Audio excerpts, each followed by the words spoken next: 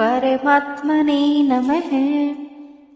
यह पुरुष शरीर का संबंध रखने से उपद्रष्टा, उसके साथ मिलकर सम्मति अनुमति देने से अनुमंता, अपने को उसका भरण पोषण करने वाला मानने से भर्ता, उसके संग से सुख दुख भोगने से भोक्ता कहा जाता है। यह इस देह में रहता हुआ भी देह से पर अर्थात सर्वथा संबंध रहित ही है। इस प्रकार पुरुष को और गुणों के सहित प्रकृति को जो मनुष्य अलग अलग जानता है, वह सब तरह का बर्ताव करता हुआ भी फिर जन्म नहीं लेता।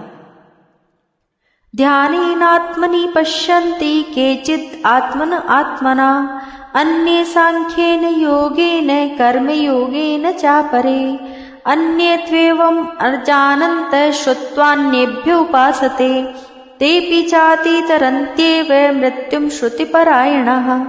कई मनुष्य ध्यान योग के द्वारा, कई सांख्य योग के द्वारा और कई कर्म योग के द्वारा अपने आप से अपने आप में परमात्म तत्व का अनुभव करते हैं। दूसरे मनुष्य इस प्रकार ध्यान योग, सांख्य योग, कर्म योग आदि साधनों को नहीं जानते, पर दूसरों से अर्थात जीवन मुक्त महापुरुषों से सुनकर ही उपासना करते हैं। ऐसे वे सुनने के अनुसार आचरण करने वाले मनुष्य भी मृत्यु को तर जाते हैं। यावत् संजायते किंचित् सत्वं स्थावरजंगमं, क्षेत्र क्षेत्रज्ञ संयोगात् तद्विद्धि भरतर्षभः।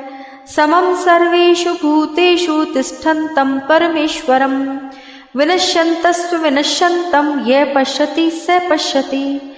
समं पश्यन्नि सर्वत्र समौ अवस्थितम् ईश्वरं, न हिंस्त्यम् आत्मनम् आत्मानं ततो याति परां गतिम्। हे भरतवंशों में श्रेष्ठ अर्जुन, स्थावर और जंगम जितने भी प्राणी पैदा होते हैं, उनको तुम क्षेत्र और क्षेत्रज्ञ के संयोग से उत्पन्न हुए समझो।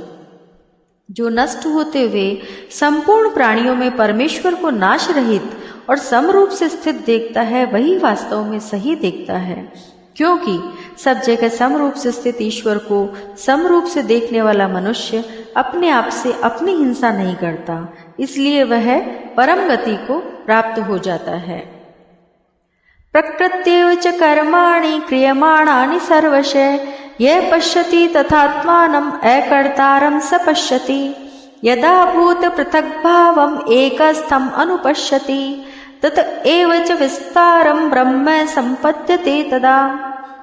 जो संपूर्ण क्रियाओं को सब प्रकार से प्रकृति के द्वारा ही की जाती हुई देखता है और अपने आप को अकर्ता देखता अर्थात अनुभव करता है, वही यथार्थ देखता है। जिस काल में साधक प्राणियों के अलग अलग भावों को एक प्रकृति में ही स्थित देखता है और उस प्रकृति से उन सबका विस्तार देखता है, उस काल में वह ब्रह्म को प्राप्त हो जाता है। अनादित्वानि गुणवत्त्वां परमात्मयाम् अव्ययः, शरीरस्थोऽपि कौन्तेय न करोति न लिप्यते।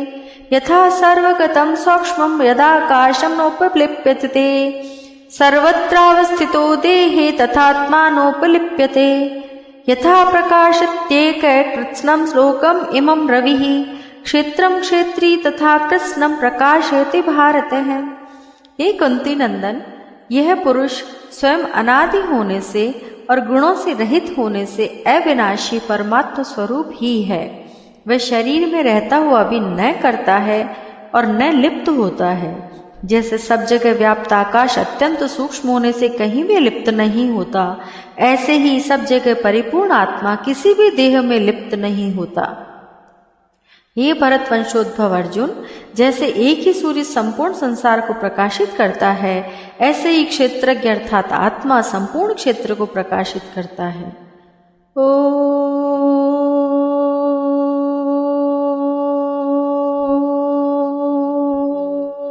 परमात्मने नमः।